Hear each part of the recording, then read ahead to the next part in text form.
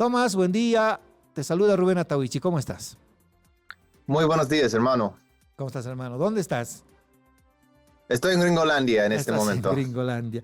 A ver, te hemos buscado, Tomás, para que actualices la información relativa a la situación jurídica y legal de Arturo Murillo. Ya sabemos, él está sentenciado, el caso está oleado y sacramentado, como decimos. Bueno, en este momento todavía está en cárcel, pero me imagino que ustedes han visto en los últimos días que hay unos artículos que dicen que va a salir en un par de meses, en julio, perdón. Sí. Eh, la fecha de lanzamiento es 21 de julio de este año. Y lo más probable, según la información que tengo, bueno, según su sitio de web, va a salir este día, va a regresar, ojalá a Bolivia o otro país, dependiendo de, bueno, los acuerdos con el gobierno y las acciones del gobierno. Ahora, cierto, su salida no creo que sea a otro país, sino a Bolivia, dependiendo de cuánto Bolivia ha avanzado en los trámites de extradición, una vez conocida la sentencia contra Arturo Murillo, porque aquí, sabes, Tomás, tiene cuentas pendientes con la justicia, las masacres de Sacaba y Sencata de 2019 lo esperan, y además otro caso que estaba muy vinculado a este que ha sido ventilado en Estados Unidos, el caso de la compra de gas y material antidisturbios conjuntamente con el Ministerio de Defensa y otros funcionarios en 2019. ¿Qué sabemos de esto, Tomás? Sí, bueno, mucho depende del acuerdo o las conversaciones entre los gobiernos el gobierno de los Estados Unidos y el gobierno de Bolivia. Ojalá, como Sergio Méndez, cuando él regresó a Bolivia, el gobierno de Bolivia podía detener y ahora está, bueno, fue procesado, etcétera. La cosa diferente es que tenemos diferente presidente ahora, no es Biden, es Trump. Y Trump, por un lado, lo bueno es que ha deportado mucha gente, que es muy malo en mi opinión, pero en este caso puede servir y puede deportar. Pero la otra cosa es, ha deportado mucha gente a El Salvador o varios otros países. Entonces, eh, la verdad es el gobierno no puede esperar que llegue a Bolivia. Tiene que estar en contacto con el gobierno de los Estados Unidos porque Trump puede hacer cualquier cosa. No está siguiendo las leyes, las normas que tenemos aquí en los Estados Unidos sobre deportación ni otras cosas. Entonces tiene que estar en contacto con el gobierno para no perder esta oportunidad, porque Trump ha mandado personas a varios sitios que no son sus países de residencia o ciudadanía. Claro, ¿no? Tomás, ¿qué sabemos de las normas estadounidenses? ¿Por qué aparentemente Arturo Murillo va a salir el 21 de julio? Bueno, hay un par de posibilidades. Una posibilidad es que hay un acuerdo entre el gobierno de los Estados Unidos y Bolivia. Yo creo que poco probabilidad. Otra posibilidad es que él ha ofrecido información en un caso o investigación. Generalmente tiene que hacerlo hay una etapa cuando hay una sentencia, tiene un rato para ofrecer información. Entonces, generalmente no puede ofrecer información 2 años después. Y no hizo esto. Hay excepciones, por ejemplo, si él recibió nueva información que no existía durante la etapa de sentencia. Pero lo más probable es que él va a salir por buen comportamiento.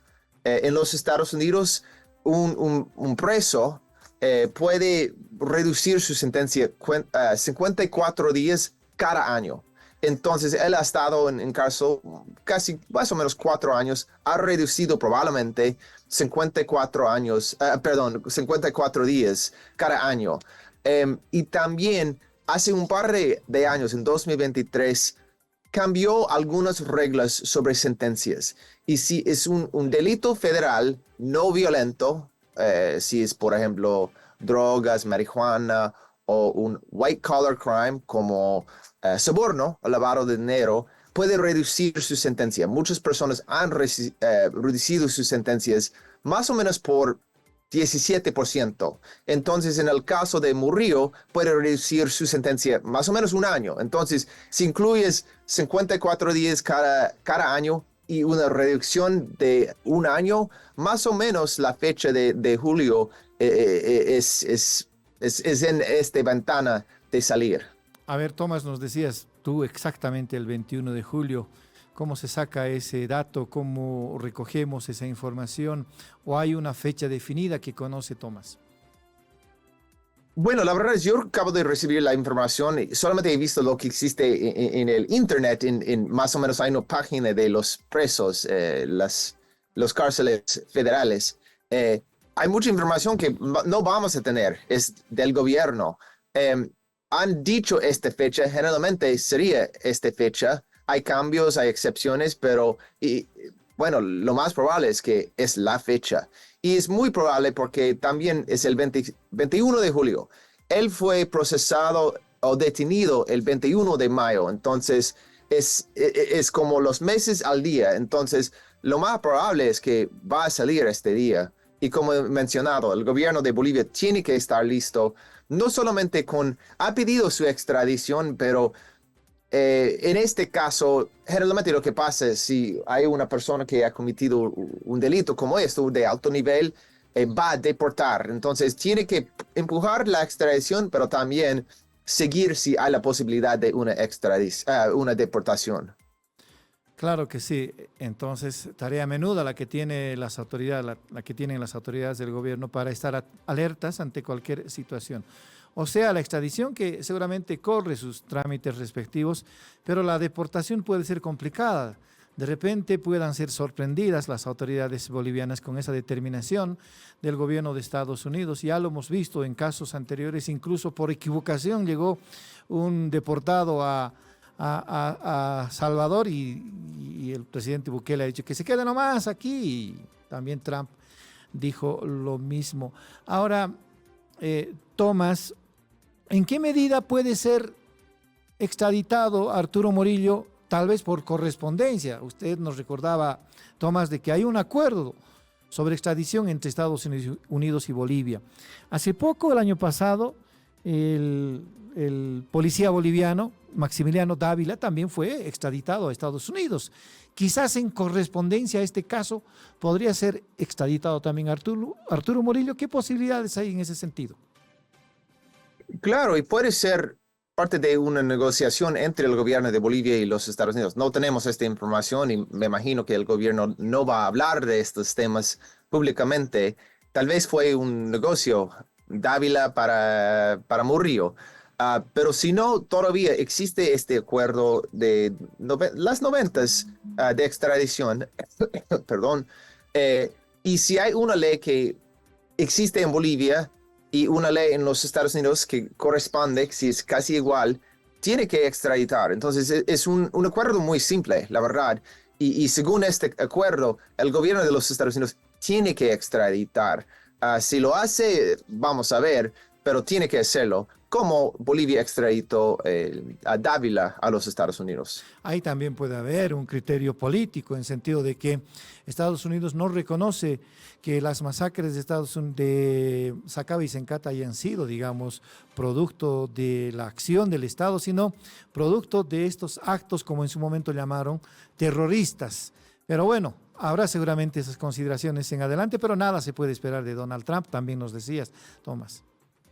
Sí, es la otra cosa que tenemos que recordar, es que el gobierno de Trump, el primer gobierno de Trump, apoyó a Áñez, apoyó a Murillo. Murillo fue a los Estados Unidos para reunir en el Departamento de Estado, hablar con los políticos gringos en el gobierno de Trump. Entonces vamos a ver, la relación es muy diferente. Lamentablemente, Trump ha apoyado a Murillo.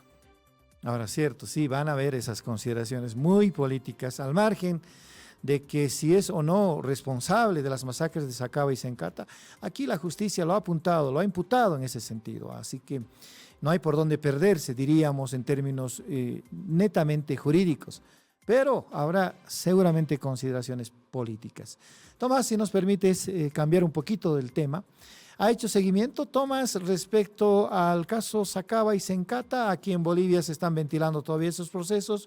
Yanine Áñez ha sido apartada de un caso anterior, del caso Golpe de Estado 1, esto en referencia a todos los hechos precedentes al derrocamiento de Evo Morales, pero en el caso de Sacaba y Sencata hay otros implicados, hay otros acusados.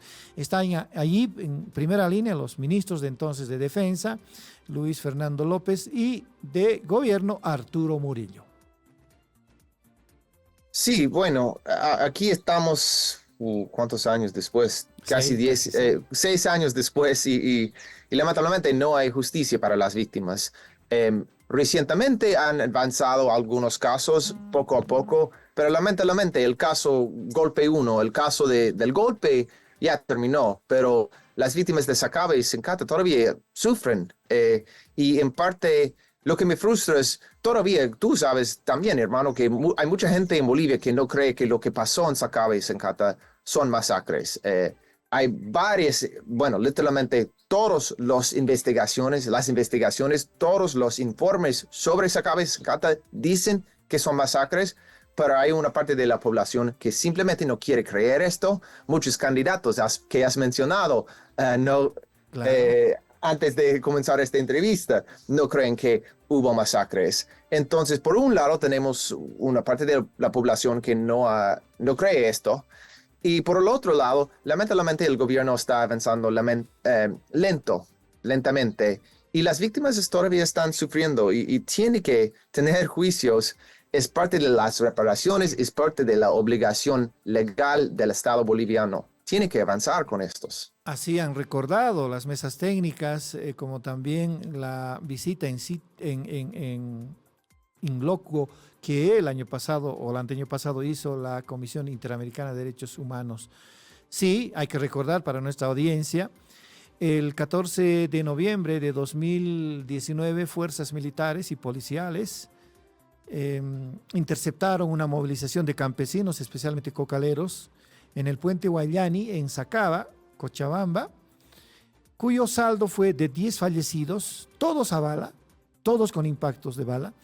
Un par de esos casos, incluso bajo ejecuciones sumarias, eso se entiende porque no les han dado la opción de siquiera escapar, los han disparado por la espalda. Eso está en los libros de investigación, como también en el informe de la Comisión Interamericana de Derechos Humanos a través del grupo GIEI, que ha establecido que ese día en Sacaba hubo masacre.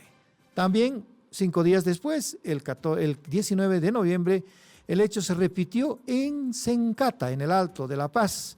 Allí la misma cantidad de fallecidos, incluso se habla de un número más, de una persona más, cuyo nombre nunca se ha determinado, pero sí, en los informes del GIEI está incluido este caso de una 11ª víctima. En total, 10 en Sacaba, 10 en el Alto, las víctimas de esta masacre, que ha sido también, esto es para otra investigación, Tomás, respaldada por otros gobiernos, respaldada por otros políticos en el exterior del país.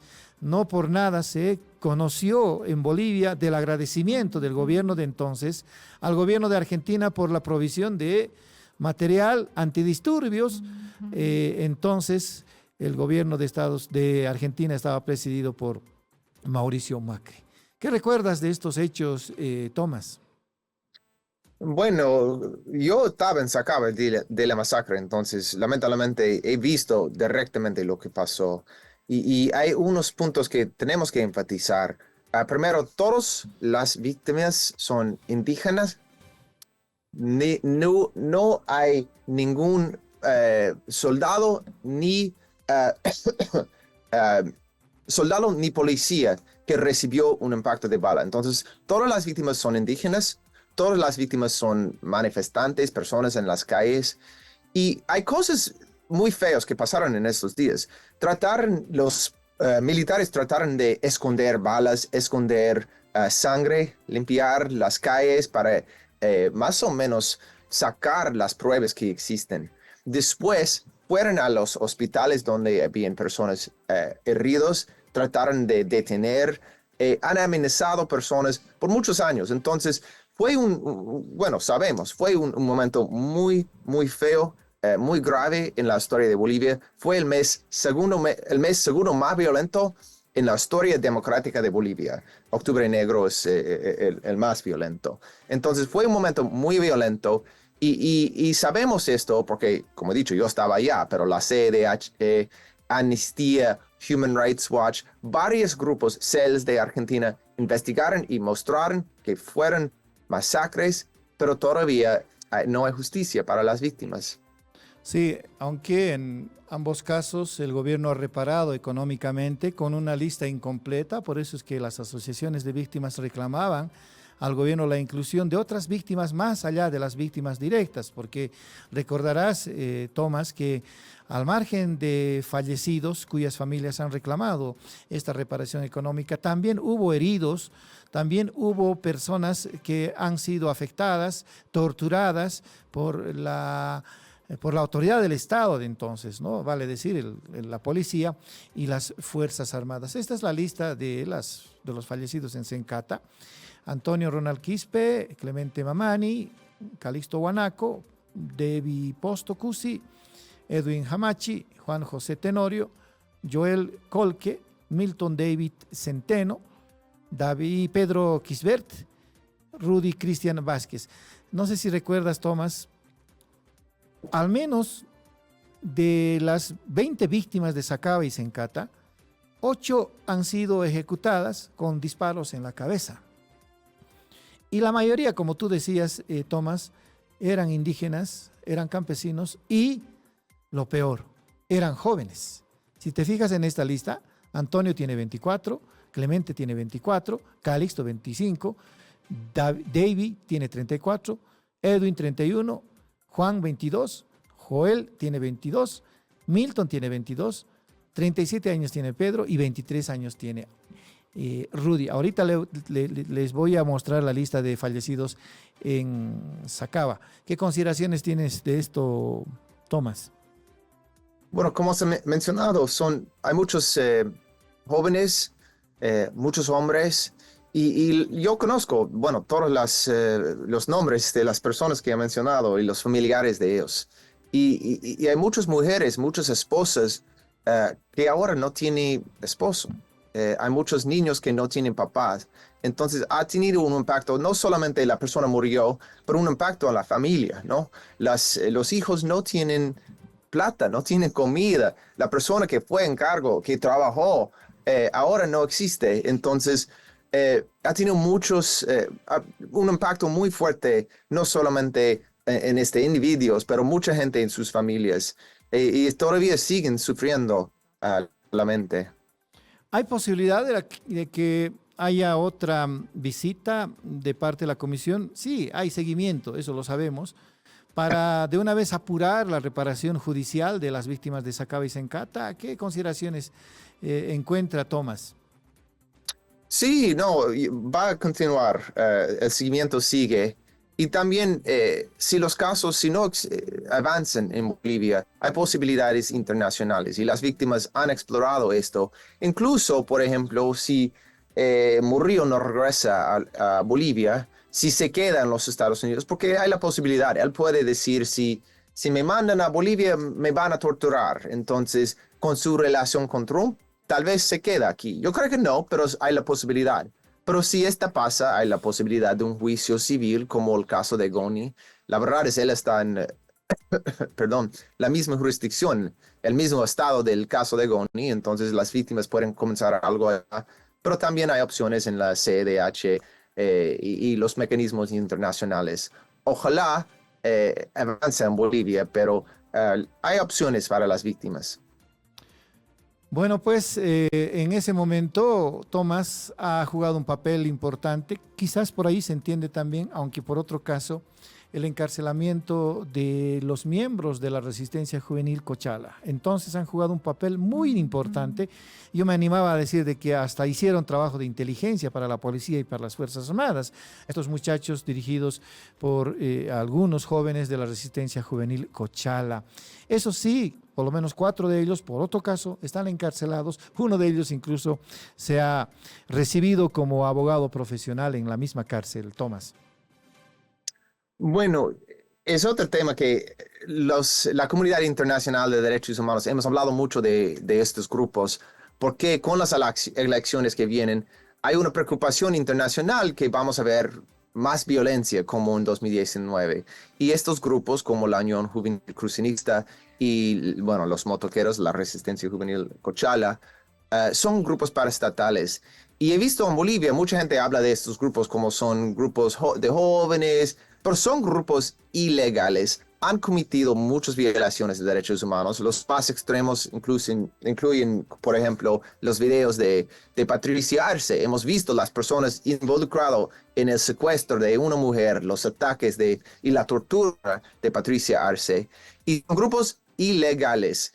Y quiero enfatizar esto, son grupos que tienen que ser desarticulados según la Federación Internacional de Derechos Humanos, según varias instituciones de derechos humanos, la CDH también, pero también el gobierno de los Estados Unidos dice que son grupos ilegales que tienen que ser desarticulados. Entonces, es bueno que hay casos contra ellos, tienen que procesar porque son grupos peligrosos y son grupos ilegales. Muy bien, Tomás, te voy a agradecer la gentileza que has tenido de despertar con nosotros en esta transmisión digital. ¿Cuándo estás por Bolivia? En mayo regreso a Bolivia. Ya, mayo es a la vuelta de la esquina, así que nos vamos a ver.